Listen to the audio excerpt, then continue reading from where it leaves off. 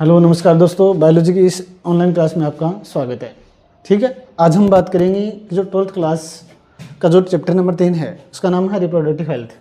इसमें देखो रिप्रोडक्टिव जो हेल्थ पार्ट है ना, इसके बारे में हम बात करेंगे। इसमें क्या होता है कि बहुत सारी जो चीज़ें होती हैं, इसमें देखो अलग अलग चीज़ें हैं, उनके बारे में हम बात करेंगे। उसमें फर्स्ट है, ठीक है, आपको नाम दिखाई दे रहा है रिप्रोडक्टिव हेल्थ चैप्टर का नाम। तो इसमें रिप्रोडक्टिव हेल्थ वाले पोर्शन में जो भी आपको सीखने को मिलेगा, जो भी आपको देखो सीखने को मिलेगा,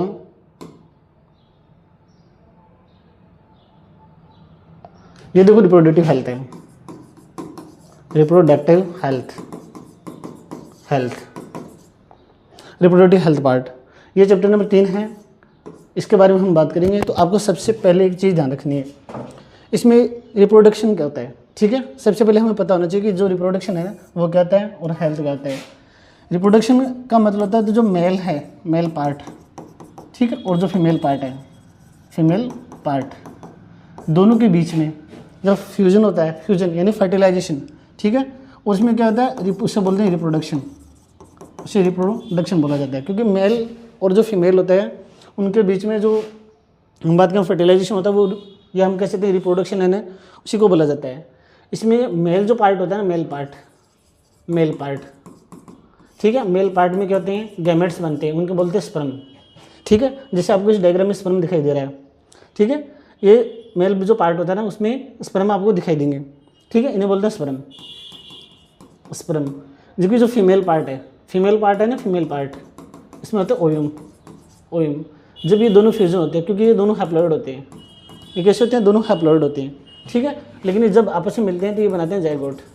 क्या बनाते हैं, जाइगोट। अब देखो एन और एन क्या होते हैं, 2n, मतलब आपको याद रखना है डिप्लॉइड होते हैं, मतलब जाइगोट होता है, जाइगोट वो डिप्लॉइड होता है, डिप्लॉइड स्ट्रक्चर होती है। उसके बाद में आगे की जो प्रक्रिया है ना वो स्टार्ट होती रहती है। अब आपको इसमें क्या रखना है कि ये तो आपने समझ रहे हैं। फिर आगे हम चलते हैं, नेक्स्ट हम चलेंगे। तो आपको ये चीज़ ध्यान रखनी है, जैसे इंडियन पॉपुलेशन है, इंडियन पॉपुलेशन की हम बात करते हैं, तो इसमें आपको क्या क्या याद रखना है। तो इसमें देखो कि जो ये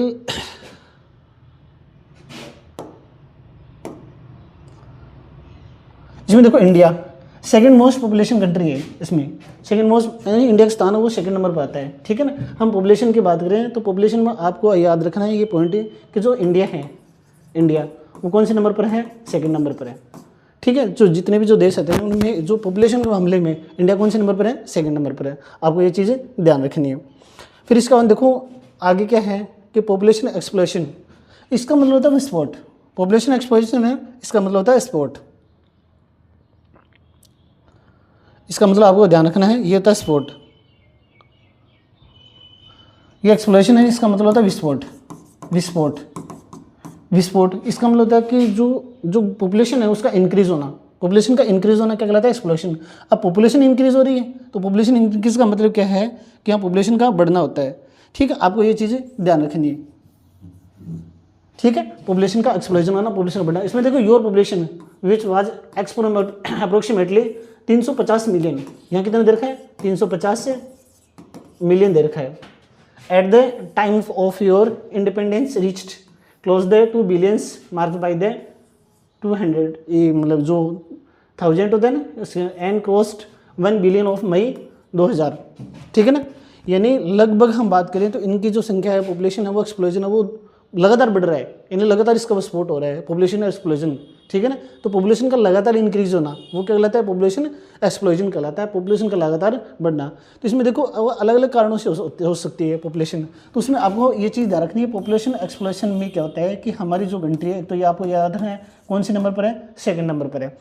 इसमें इनकी जो संख्या पॉपुलेशन है वो बिलियंस के अंदर है, कब से, 2000 से, ठीक है। एंड क्रॉस 1 बिलियन इन मई 2000 के बाद में से ना आपको याद रखना है इनकी संख्या लगातार है ना, यहाँ पर कैसे कहते हैं कि इंक्रीज हो रही है, पॉपुलेशन क्या हो रही है, इंक्रीज हो रही है। अब इसमें आपको ये डायग्राम दिखाई दे रहा है, इसमें देखो कि पॉपुलेशन है ना, पूरी जो स्ट्रक्चर है वो बना के दे रखी है कि पॉपुलेशन लगातार बढ़ रही है और पॉपुलेशन का लगातार इंक्रीज होना वो क्या कहलाता है, पॉपुलेशन एक्सप्लोजन कहलाता है। आपको ये चीज़ ध्यान रखनी है। फिर देखो हम आगे बात करें तो आगे ये आपको देख लिया। फिर इस बाद में देखो नेक्स्ट ये है पॉपुलेशन एक्सप्लोरेशन में आपको ये चीज़ दिखाई दे रही है,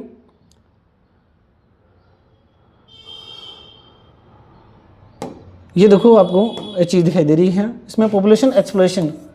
तो देखो such a alarming growth rate could lead to the an absolute secretary suicides of even the basic requirements, that is food है, shelter है and clothings, in spite of significant progress made in these areas।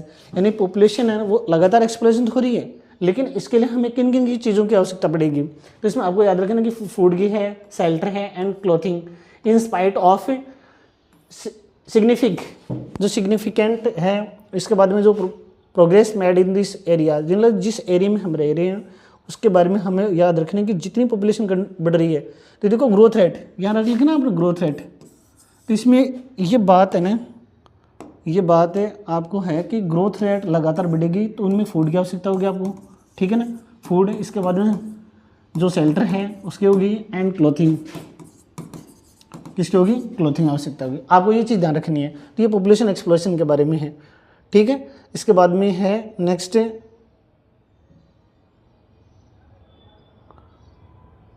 इसके बाद में regions of high population. क्या क्या regions है population, हम इतने में पढ़ लिए कि जो पॉपुलेशन है वो कैसे बढ़ रही है और कैसे कैसे इंक्रीज हो रही है। अब इसमें आपको ये चीज़ ध्यान रखनी है कि reason of for high population in India में जो हाई पॉपुलेशन है उसके रीजन्स क्या है, क्या क्या रीजन्स है।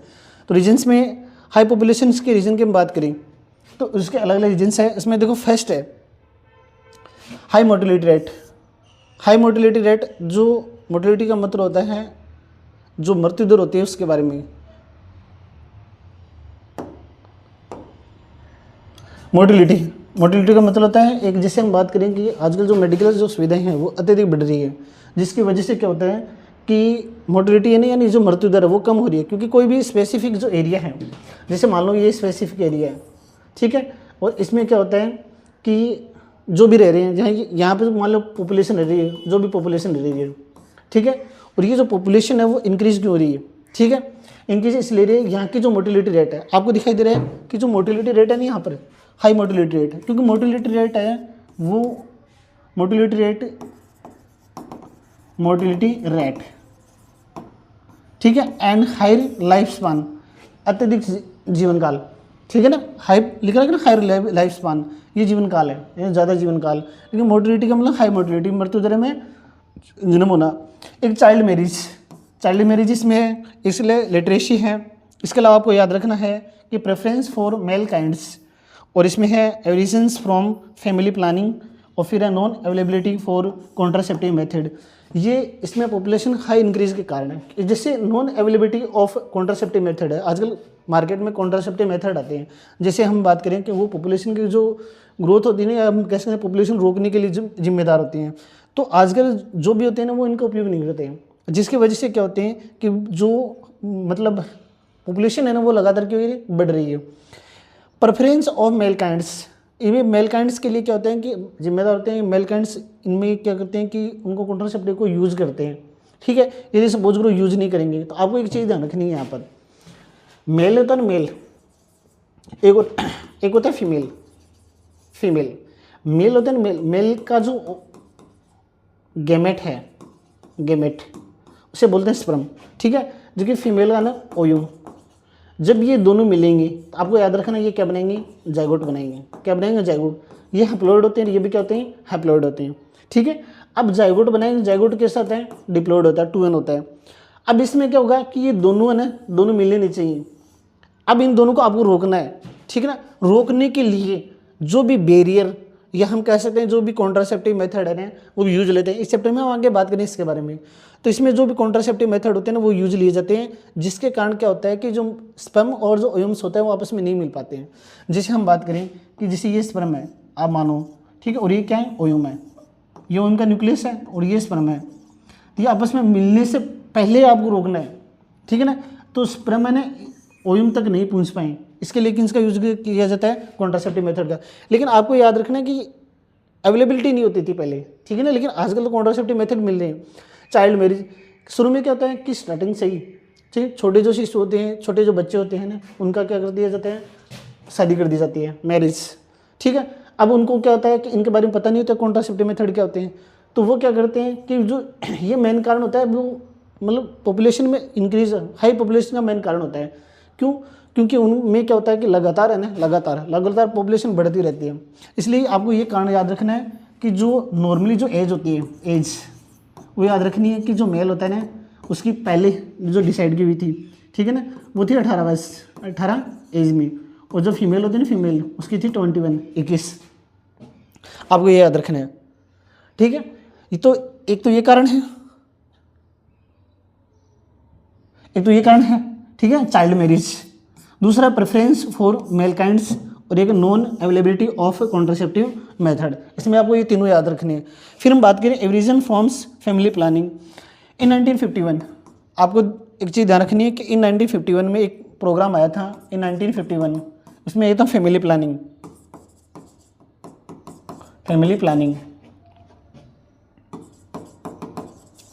इन 1951 में प्रोग्राम चला था।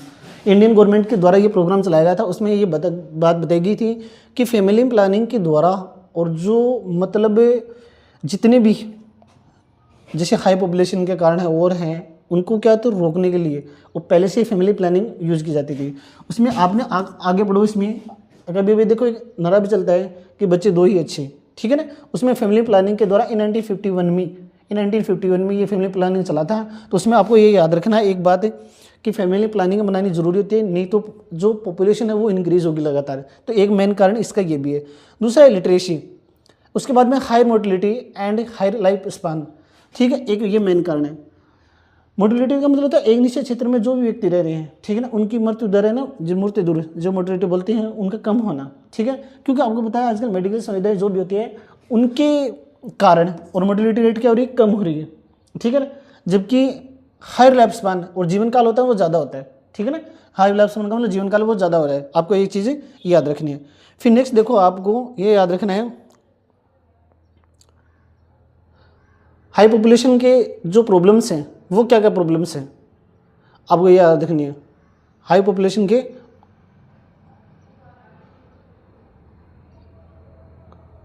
देखो प्रॉब्लम्स ऑफ और पॉपुलेशन, क्या क्या प्रॉब्लम हो सकती है इससे, ठीक है ना। यदि पॉपुलेशन इंक्रीज होगी तो इससे क्या क्या प्रॉब्लम आएंगे, तो हाई पॉपुलेशन प्रॉब्लम्स, उसमें फिर स्कैरिटी, फिर शॉर्टेज ऑफ फंड्स, फिर और कॉन्स्टिट्यूशंस और इकोलॉजिकल इम्बैलेंस। तो आपको ज़्यादा तो इसमें नहीं ध्यान रखना है, क्योंकि ऊपर वाले जो तीनों होते हैं ना वो तो इसमें ज़्यादा इंपॉर्टेंट नहीं है। आपको पता है कि शॉर्टेज ऑफ फंड की शॉर्टेज हो जाएगी, ठीक है ना। देखो प्रॉब्लम्स ऑफ और पॉपुलेशन ज़्यादा होंगे तो स्कैरिटी है, इसके बाद और कॉन्क्लूजन्स है और इकोलॉजिकल इम्बैलेंस है। इकोलॉजिकल इम्बैलेंस का मतलब होता है जो इकोलॉजिकल इम्बैलेंस है ना वो गड़बड़ा जाएगा, इसलिए पॉपुलेशन का ना वो कम होना जरूरी है। इसमें से ज़्यादा ना आपको ये रखना प्रॉब्लम्स ऑफ, ये चारों मेन पॉइंट है, ठीक है। फिर नेक्स्ट देखो, ये हो गया। फिर इसमें देखो ये आपको ये ध्यान रखना है कि पॉपुलेशन है ना, पॉपुलेशन इसके लिए और पॉपुलेशन स्टेबलाइजेशन पॉलिसी बनाई गई थी। ये पॉलिसी बनाई गई थी, ये फैमिली प्लानिंग के द्वारा ही थी, ठीक है, पॉपुलेशन के लिए। अब इसमें अलग अलग प्रकार के आपको दिखा रखे हैं, देखो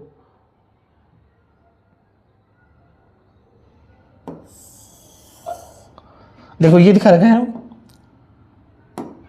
पॉपुलेशन स्टेबलाइजेशन पॉलिसी।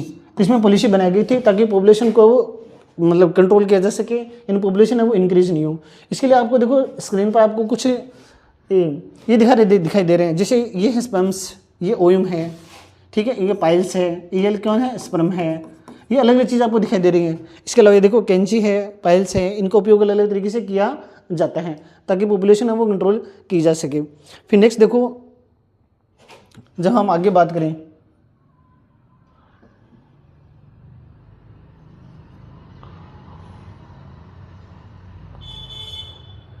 देखो आगे इसमें अलग अलग तरीके से है स्टेबलाइजेशन पॉलिसी है। इसमें आप दे रखा है इन 1952। आपको पहले बताया था फैमिली प्लानिंग है वो लगभग बुक में है ना इन 1951 दे रखा है, ठीक है। आपको क्या ध्यान रखना है, इन 1951 ही ध्यान रखना है। इन 1951, जबकि कई बुक में इन 1952 दे रखा है। देखो national program for family planning, और ये कौन सा है, इन 1952 है। ये इंडियन गवर्नमेंट के द्वारा चलाया गया था ताकि पॉपुलेशन है उसको कंट्रोल किया जा सके। अब देखो इंडिया में लिखा है first to launch family planning programs, first launch किया गया था इंडिया के अंदर और इन 1952 में। लेकिन एनसीईआरटी की जो बुक है उसमें आपको इन 1951 में भी दे रखा है। तो फैमिली प्लानिंग इंडियन गवर्नमेंट के द्वारा, हाँ हालांकि देखो ये लागू है ना इन 1952 में लागू हुआ था। स्टार्ट इन 1951 में किया गया था लेकिन लागू वो इन 1952 में किया गया था। इसका ऑब्जेक्टिव मैंने क्या था, promote small family and introduction of contraceptive, यानी इसका मेन मोटिव या हम कह सकते हैं मेन उद्देश्य ये था कि जो स्मॉल फैमिली है, ठीक है, स्मॉल फैमिली है, और इसके अलावा इंट्रोडक्शन ऑफ कॉन्ट्रासेप्टिव, जो कॉन्ट्रासेप्टिव मेथड्स होते हैं या कॉन्ट्रासेप्टिव जो यूज होते हैं उनके बारे में ज़्यादा से ज़्यादा बताना लोगों को, ताकि जो फैमिली प्लानिंग के दो ही मेन पर्पज़ थे, फैमिली प्लानिंग किस प्रकार से हमें करनी चाहिए। तो इसमें सबसे पहले आपको याद रखना है जो इंडियन गवर्नमेंट है, इंडियन गवर्नमेंट उसके द्वारा ये प्रोग्राम चलाया गया था इन 1952 में, ठीक है। आपको एनसीईआरटी के अनुसार आप याद रख सकते हो 1951। दूसरी बात, फर्स्ट टाइम लॉन्च किया गया था ये प्रोग्राम, और कब किया गया था, इन 1952 में। और नेक्स्ट इसका ऑब्जेक्टिव क्या है, मेन ऑब्जेक्टिव क्या है, तो आपको याद रखना है कि इसके तहत ये मेन लक्ष्य रखा गया था, टारगेट रखा गया था कि फैमिली जो प्लानिंग है उसके तहत स्मॉल फैमिली होनी चाहिए। इसके अलावा इंट्रोडक्शन ऑफ कॉन्ट्रासेप्टिव, जितने भी जो कॉन्ट्रासेप्टिव मेथड्स होते हैं उनके बारे में ज़्यादा से ज़्यादा बताना। और ये किसका मेन था, ये पॉलिसी लागू की गई थी और उसके तहत आपको ये ध्यान रखना था। फिर इसमें देखो एक चीज़ हो रही है, इसमें आपको ये ध्यान रखना है कि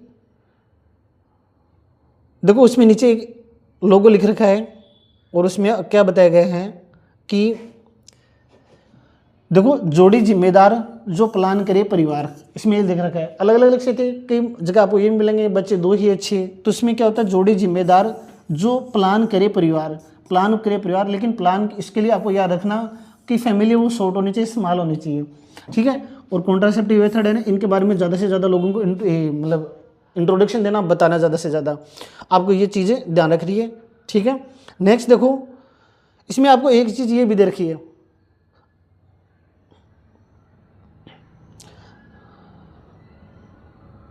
इसमें देखो आपको ये चीज़ है ना ध्यान रखनी है,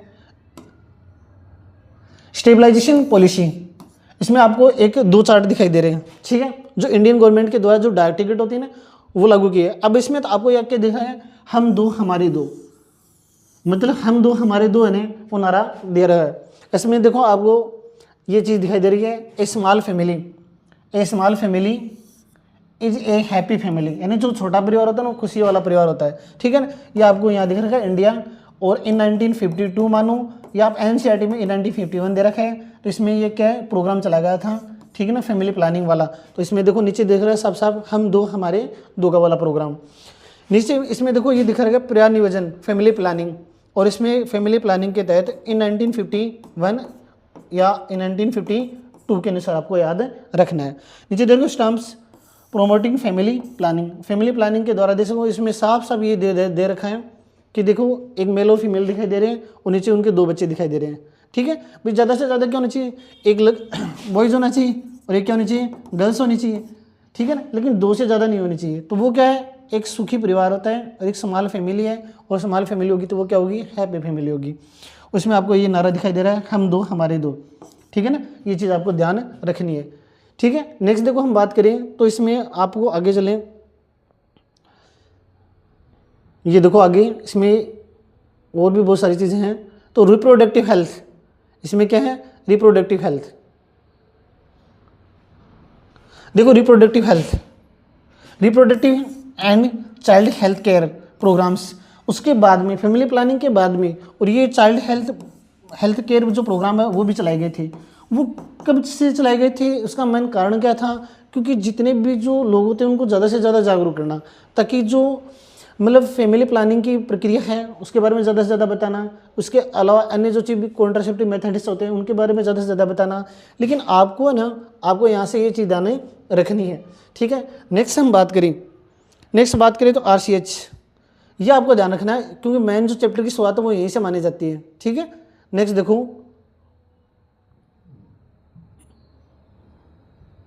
देखो स्टेबलाइजेशन पॉलिसी RCH, ये नाम है यहाँ पर RCH reproductive and child health care program RCH, और ये चला था इन 1997। कब चला था? इन 1997 में प्रोग्राम चला था, ठीक है। और एक तो फैमिली प्लानिंग वाला वो इन 1951 बोलो आप, या इन 1952 बोलो, बात एक ही है। तो यहाँ 2 मेन प्रोग्राम चलाए गए थे, ठीक है। उसमें reproductive and child health care program है वो इन 1997 में चला था, ठीक है। इसमें देखो इसके ऑब्जेक्टिव क्या थे, क्या क्या ऑब्जेक्टिव थे, ये क्यों चलाया गया था, क्या कारण थे। इनमें देखो reduce infant mortality rate and देखो मैटरनल मोर्टिलिटी रेट। नेक्स्ट है मॉनिटर और all well beings of mother and child, और फिर है major to avoid unwanted pregnancy and sexually transmitted disease, इसको बोलते हैं STD, शॉर्ट में STD। ये प्रोग्राम इसलिए चलाया गया था कि जो मोर्टिलिटी रेट है, ठीक है ना, और जो मैटरनल मोर्टिलिटी रेट है, उसके बाद भी ये ध्यान रखना कि जो मदर और जो चाइल्ड हैं, ठीक है ना, उनमें और all age being of mother and child monitor करना, ताकि ये ध्यान रखा जा सके कि मदर और चाइल्ड जो फर्स्ट जो शिशु है उनके बीच में जो गैप है ना वो कितना है, ठीक है, क्योंकि गैप होना बहुत ही जरूरी होता है। Major to avoid unwanted pregnancy, और ज़्यादा से ज़्यादा मेन इसका मेन लक्ष्य है वो यही था, ठीक है। आपको ये 3 नंबर वाला जो पॉइंट है ना, आपको ये याद रखना है। मेन लक्ष्य क्या था कि अनवांटेड जो प्रेगनेंसी है उसको रोकना, ठीक है, ताकि जो मतलब जो पॉपुलेशन है उसको इंक्रीज होने से रोका जा सके। एक सेक्सुअली ट्रांसमिटेड डिजीज है, उसमें देखो बहुत सारी डिजीज होती हैं ताकि उनसे बचा जा सके, आपको ये मैंने ध्यान रखने हैं। बाकी इसमें से जो देखो प्रोग्राम मैंने ये प्रोग्राम आपको ध्यान रखना है, ठीक है। और वो कब चला था? इन 1997 में चला था, और एक फैमिली प्लानिंग वाला ध्यान रखना है, इससे ज़्यादा आपको ध्यान नहीं रखना है। फिर नेक्स्ट देखो आगे की हम बात करें तो इसमें आप एक लाइन दे रखी है अनवांटेड प्रेगनेंसी, ठीक है। इसके बारे में आपको खास तौर से ध्यान रखना है कि अनवांटेड प्रेगनेंसी है वो होती है लगातार, है ना, लगातार मेल और फीमेल पार्ट के बीच में है ना, मतलब जो एरी बेरियर है वो लगा दिए जाते हैं, जिसकी वजह से क्या होता है कि उनके बीच में स्पर्म्स और जो ओव्यूम्स होते हैं उनको रोका जा सकती है। एक जो STD है, सेक्सुअली ट्रांसमिटेड डिजीज है ना, ये भी बहुत सारी होती हैं, उनके बारे में हम ज़्यादा से ज़्यादा लोगों को कैसे बता सकें और कैसे जागरूक कर सकें। नेक्स्ट देखो आपको क्या ध्यान रखना है, आपको ये दिखा रहेगा, देखो इसमें नेक्स्ट जो पॉलिसी है, देखो स्टेबलाइजेशन पॉलिसीज आउटकम्स। एक तो क्या होता है access to good health care, stabilization policy के तहत और हमें क्या क्या आउटकम मिल रहे हैं। तो उसमें सबसे पहले आप बात करना है कि यदि पॉपुलेशन इंक्रीज होने से रोकना है तो उसमें क्या होता है कि जिसे हम अब अभी आपको नारा दिखाया था बच्चे 2 ही अच्छे, तो उसमें क्या होता है कि जो फीमेल जो पार्ट होती है, ठीक है ना, उसका जो हेल्थ रहता है ना वो एकदम अच्छा रहता है, बढ़िया रहता है, ठीक है, आपको याद रखना है। तो इसमें आपको फर्स्ट पॉइंट दिखा रहा है गुड हेल्थ। फिर इसमें देखो प्रेगनेंसी STD वही है सेक्सुअली, देखो सेक्सुअली ट्रांसमिटेड डिजीज ये STD है, ठीक है ना, आपको ये ध्यान रखना है कि क्या है STD है, ठीक है। नेक्स्ट देखो, नेक्स्ट आपको क्या करना है कि ये तो STD रोग हो गया, ठीक है। फिर इसमें है अबॉर्शन आप जानते हो, ठीक है, जिसे मान लो ये यूट्रस है, ठीक है, यूट्रस में ये वाला जो पार्ट होता है ना वो होता है प्लासेंटा, ठीक है। अब इसमें अबॉर्शन क्या होता है कि जैसे ही पहले क्या होता था कि जैसे जो गर्ल्स होती थी ना उनको मतलब जन्म नहीं दे दिया जाता था, उनको क्या करते हैं मार दिया जाता था। तो अबॉर्शन के द्वारा क्या होता है कि जो प्लासेंटा से जो एम्ब्रियो है ना डेवलप होता है या जुड़ा हुआ होता है, ठीक है ना, इसमें क्या होता है कि एम्ब्रियो को निकाल दिया जाता है। प्रेग्नेंट अबॉर्शन के द्वारा क्या होता है निकाल दिया जाता है, जिसके कारण क्या होता है अबॉर्शन हो जाता है। और एकदम मिनिस्ट्रस प्रॉब्लम्स है कि फीमेल के अंदर एक साइकिल चलता है MC साइकिल, मिनिस्ट्रस साइकिल्स। इस साइकिल के द्वारा क्या होता है कि जो ओव्यूलेशन होता है, ओव्यूलेशन का मतलब होता है जो 14 दिन है, 14 दिन ओव्यूलेशन का प्रोसेस होता है, आपको ध्यान रखना है। तो ये मिनिस्ट्रस साइकिल जो हम कह सकते हैं कि प्रॉब्लम्स हो सकती है कई फीमेल्स के अंदर, लगातार ये प्रॉब्लम चलती रहती है। तो ये 14 दिन होता है, ओव्यूलेशन के प्रोसेस के दौरान होता है। एक होता है अनफर्टिलिटी का मतलब होता है बांझपन, ठीक है ना। कई फीमेल होती है उनमें शिशु उत्पन्न नहीं होते हैं, कई फीमेल होती है उनमें शिशु उत्पन्न नहीं होती है, वो इनफर्टिलिटी होती है, यानी बांझपन होता है ना, तो उनमें शिशु होती है। क्योंकि उनके कारण क्या होता है जो भी स्पर्म्स होते हैं और जो भी कहते हैं ओयूम, ये क्या है ओयूम है, और जबकि ये क्या है स्पर्म है, क्या है स्पर्म है। तो ये दोनों है ना आपस में नहीं मिल पाते हैं। वो कई कारण होते हैं क्यों नहीं मिल पाते हैं, उनके बारे में बात करेंगे, लेकिन स्पर्म्स नहीं बन पाते हैं और वो महिलाएं क्या होती है, बांझ रह जाती हैं, जिसको बोलते हैं इनफर्टिलिटी या बंध्यता। ठीक है, मिनिस्ट्री प्रॉब्लम्स हो जाती है कई फीमेल्स के अंदर। मिनिस्ट्री प्रॉब्लम्स के तहत क्या होता है कि जो ओव्यूलेशन की प्रोसेस होती है, ठीक है, इसमें जो दो सेकंड चैप्टर होता है ना, ह्यूमन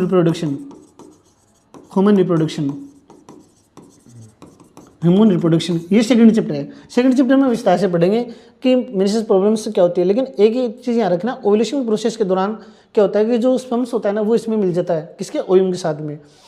अबॉर्शन आपको पता है क्या होता है, अबॉर्शन में क्या होता है कि जो एम्ब्रियो होता है ना उसको मतलब यूट्रस के अंदर, जैसे ये यूट्रस है, ये एम्ब्रियो है, इसके क्या होता है, यूट्रस के अंदर ही ना इसको मार दिया जाता है, यूट्रस के अंदर इसको मार दिया जाता है, इसे बोलते हैं अबॉर्शन। एसटीडी आपको बता दी, बहुत सारी डिजीज होती हैं, उसको सेक्सुअली ट्रांसमिटेड डिजीज, एसटीडी का फुल फॉर्म आता है सेक्सुअली ट्रांसमिटेड डिजीज। ठीक है, बहुत सारी डिजीज होती है। एक तो प्रेगनेंसी आपको पता है कि नॉर्मली जो फीमेल्स होती हैं, ठीक है ना, नॉर्मली फीमेल उसमें क्या होता है, जो प्रेगनेंसी है ना, प्रेगनेंसी ये आप कह सकते हैं कि जो गर्भकाल होता है वो लगभग 270 से 280 दिन होता है, 270 से 280 दिन होता है। लेकिन आपके एनसीईआरटी की बुक में ना वो 9.5 मंथ दे रखा है, 9.5 मंथ, तो नॉर्मली 200 से 280 दिन होता है। प्रेगनेंसी के दौरान कौन कौन से हार्मोन्स होते हैं वो सीक्रेट होते हैं, कौन से हार्मोन बनते हैं वो बाद में बात करेंगे। लेकिन पहले इसमें आपको 3 चीज़ रखनी है कि स्टेबलाइजेशन पॉलिसी के दौरान क्या होता है कि जो हेल्थ होती है ना वो गुड रहती है, अच्छी रहती है। ये इसमें आउटकम देखने को हमें मिलते हैं, यह आप बात आपको ध्यान रखनी है। ठीक है, नेक्स्ट देखो, नेक्स्ट आपको इसमें देखो ये है, देखो बाकी इसमें एज दे रखी है आपको, ठीक है ना, कि जो यदि फीमेल की जो हेल्थ है उसको अच्छी रखना है तो उसके लिए आपको ना एक निश्चित टाइम के बाद में ही, ठीक है ना, एक शादी है ना निश्चित टाइम के बाद में होनी चाहिए। इसमें आपको देखिए स्टेबलाइजेशन पॉलिसी ये आउटकम्स है। देखो rise of marriageable age, यानी एज होती है ना वो कौन कौन सी एज होती है, उस उम्र में जो फीमेल्स और मेल है उनकी शादी करवानी चाहिए। तो इसमें आपको ध्यान रखना है फीमेल के ध्यान की कितनी दे रखी है, 18 साल, ठीक है, जबकि मेल की कितनी देखी है, 21 साल। लेकिन ये अब बढ़ गई है, आपको ध्यान रखना है। अब फीमेल की हो गई 21 वर्ष, 21 ईयर्स, और जो कि मेल की हो गई है 25 ईयर्स। ये पीछे कर दी गई है, क्यों कर दी गई है, क्यों, ताकि जो बच्ची होती है ना जिसकी शादी हो रही है वो अपनी ग्रेजुएशन कंप्लीट कर सके। इसमें आपको देखो ये डायग्राम आपको दिखाई दे रहा है, इसमें लिख रखा है देखो, स्टॉप चाइल्ड मैरिज, यानी छोटी आयु के अंदर जो बच्ची होती है ना उसका विवाह नहीं करना चाहिए, ठीक है, क्योंकि उसके जो हेल्थ होता है ना उसके ऊपर बहुत ज़्यादा प्रभाव पड़ता है। फिर ये देखो SJPS की पुकार, बंद करो बाल विवाह का अत्याचार, मतलब छोटी उम्र में बाल जो विवाह है वो नहीं करना चाहिए, ठीक है ना। इसमें आपको ये देखो डायग्राम दिखाई दे रहे हैं, ठीक है, सभी छोटे छोटे डायग्राम दिखाई दे रहे हैं। तो आपको ये याद रखना है कि एक निश्चित टाइम के बाद में आपको, और वो एज होनी चाहिए उसमें आपको ना फीमेल, पहले कौन थी, फीमेल की कितनी थी, 18 ईयर्स, ठीक है, जो कि मेल की आपको कितनी दे रखी है, 21 ईयर्स। लेकिन अब इसको चेंज कर दिया गया है, और चेंज करने के बाद में है ना आपको याद रखना अभी 21 वर्ष है फीमेल की, तो और मेल की कितनी है, 25 ईयर्स है। आपको ये चीज़ें ध्यान रखनी है। नेक्स्ट देखो, नेक्स्ट फिर इसके बाद में है नेक्स्ट पॉइंट है अवेयरनेस, इसको बोलते हैं जागरूकता, ठीक है। नेक्स्ट देखो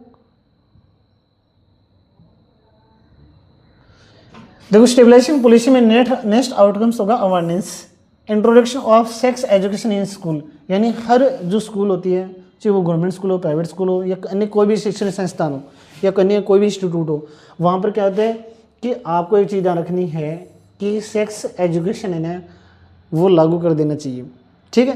क्यों लागू कर देना चाहिए, क्योंकि सेक्स एजुकेशन के द्वारा कुछ जो पॉइंट्स होते हैं ना उनको समझा दिया जाता है, ताकि जो छोटे आयु में जो शिशु होते हैं ना उनकी मतलब शादी नहीं होती है, और जो उनके जो माता पिता होते हैं वो भी जागरूक होते हैं। इसलिए टॉपिक दे रहे हैं ना अवेयरनेस, जागरूकता।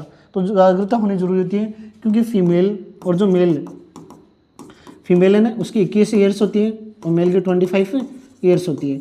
ये इसमें ध्यान रखना होता है। ठीक है, अब इसमें देखो ये डायग्राम दिखा रखा है, उसमें एजुकेशन दिखा रखी है ना, education, introduction of sex education in your school या इन जो जितने भी स्कूल है। ठीक है, इसके बाद में हम नेक्स्ट जो क्लास है उसके बाद में हम अपलोड करेंगे। ठीक है ना, आज के लिए बस इतना ही, धन्यवाद।